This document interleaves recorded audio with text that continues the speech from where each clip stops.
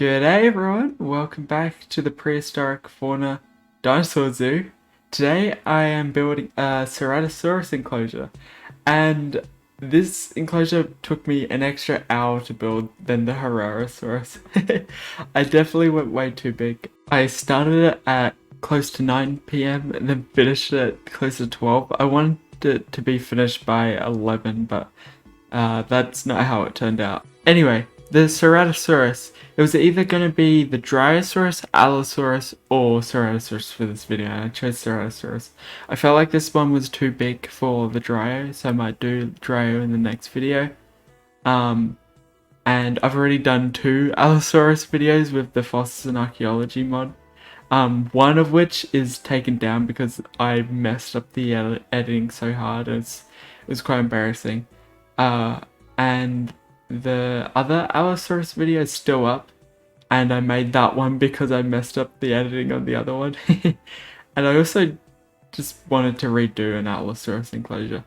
Anyway, so yeah, the Ceratosaurus was first found in Garden Park in Colorado. There's a little interesting fact for you. When designing the enclosure for this video, I decided to search up images of Ceratosaurus, and I just went off what was in the background of those images. So the trees sort of similar, not really. I sort of did different trees, but the grass and dirt color and all that was pretty much all the same as the Hararosaurus. So these two enclosures were very similar. If you haven't seen the Hararosaurus, that was the first enclosure I made for this series, and this is the second one. I'll talk a bit about what I'm doing now. I used the World Edit brush tool to lay out a path so I didn't have to break the blocks and then replace them all. I also did that with like the mossy dirt block that sort of looks like grass, but it sort of fits in well with the loam dirt. Yeah, World Edit is very useful. I've also started using a mod called Axiom, but that isn't available for 1.16 Forge, which sucks, but I don't think I would have used it too much in this other than painting the grass. If you go back to my old videos, you'll notice I did one world for each different dinosaur enclosure I did, and I like how in this world I'm able to connect the enclosures together. I don't know why I chose to do different worlds. It was probably because I started making my videos on a MacBook Air, and yeah, when I made big worlds, it would just lag. So yeah, so I'm kind of glad that I have a good computer, Windows computer now. Also, I decided I was going to do a structure that you can walk out into the middle and view the enclosure from a center point, which I've done in a few videos in the past, so it's not really new, but I tried a little different roof design where I did a barcode line sort of pattern. Yeah, let me know what you think of that. I mentioned in the last video that I take 40 cuts to film the voiceover for these videos, and that usually is true, but in this video I'm taking a different approach where I'm just saying a few sentences at a time and then editing it into the video, and then recording again my next part of the voiceover, and this is honestly working a lot better. It's a lot less time consuming because before I'll just record the whole voiceover at once, and yeah, that's why it took so long, and I don't know why I did that. This is so much better. I want to say real quick, I released the building let's play with Loorikeet video on Wednesday. Oh no, it was Thursday, Thursday 12 a.m. I think I released it, and it's now Sunday 3 p.m. and it's almost 1,000 views, and probably by the time I release this video it's gonna be either at 1,000 views or past 1,000 views, and that is amazing. I didn't expect it to do so well. I've also already recorded the second video, which will probably also come out before this one does. I'd say it isn't as good as the first one, but I'm already working on my third video for that series, and I'm excited for that one. So be on the lookout for that.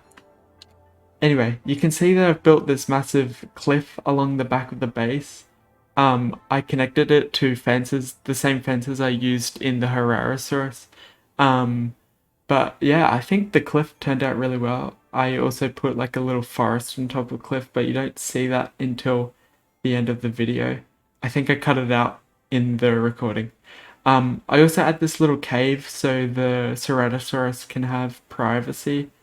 Uh, yeah, it's pretty nice. I also put a little cave in the Herrerasaurus so they can have privacy. So I think that's going to be a common theme for these videos. We're approaching the end of the speed build part of this video, so I really quickly want to say that there's a lot of dinosaurs in the Prehistoric Fauna mod. Apart from like flying dinosaurs and like some aquatic species like Spino and Baryonyx and Suchomimus.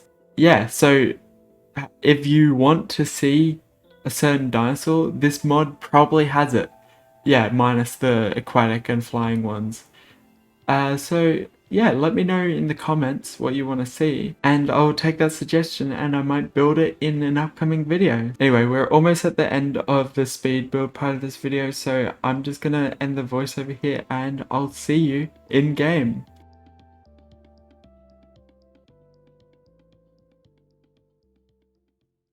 Over here, you can see the Herrerasaurus, and just around the corner, we've got the Ceratosaurus. Yeah, I'm happy with this enclosure. I really like that back wall at the end, and also the area where the guests can walk into the center point. Just over here, I'll show you as well. I built a Ceratosaurus statue. It's not very good, but I think it's okay.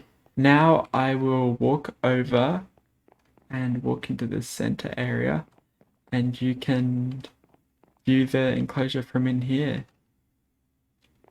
As you can see, a lot of foliage.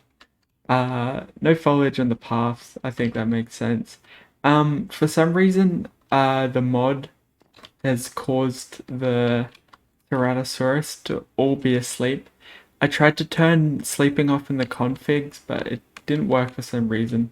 So you're just gonna have to deal with them having a nap. I really like the water area as well. It's like sort of like a half pond cut off by the pathway. But yeah, I think that's one of the better parts of this build. So now I'm going to walk you down the path. I didn't put any foliage under the building because I don't think it makes sense. Like there's not much sunlight under there. Yeah, so we've got a sleeping guy here. This is sort of the normal path that the Ceratosaurus take. I guess they take this path when it's nighttime because they're all asleep. It's so annoying that they're asleep and I couldn't just turn that off. But yeah, I really like them. They've got such cool models. And going back up here, I'll show you the cave as well. You can also see this beautiful cliff I've made. I really like the cliff. I don't know if you can tell. But yeah, they've got tons of room in here to just like sleep and stay away from the guests looking at them. And here's some shots from above. If you wanted like a bird's view from the enclosure that's like flying around, maybe you'll like perch up here and like poop on the roof. But yeah, here's the top view, and this is it from afar. I think it looks really good opposite the Herrerasaurus. It's obviously so much bigger. And I was thinking of putting a soggy enclosure right here. Yeah, so a Basil Emmys? It's probably not how you say it, but I just call it soggy because that's what we called him in the not the Prehistoric Fauna, the Escape Pangea videos. Yeah, so if you like the Ceratosaurus enclosure, let me know. I did enjoy making it, even though it took me like 3 hours pretty much to make it. It was still a good enclosure. Yeah, and again, if you have a suggestion for what dinosaur you want to see next, or in the future in this park, let me know in the comments. But I think that's all I'm gonna do for this video. So I'll see you in the next video. If you did enjoy, let me know. Yeah, I think that's all I have to say. Bye bye everyone. Take care. Bye bye.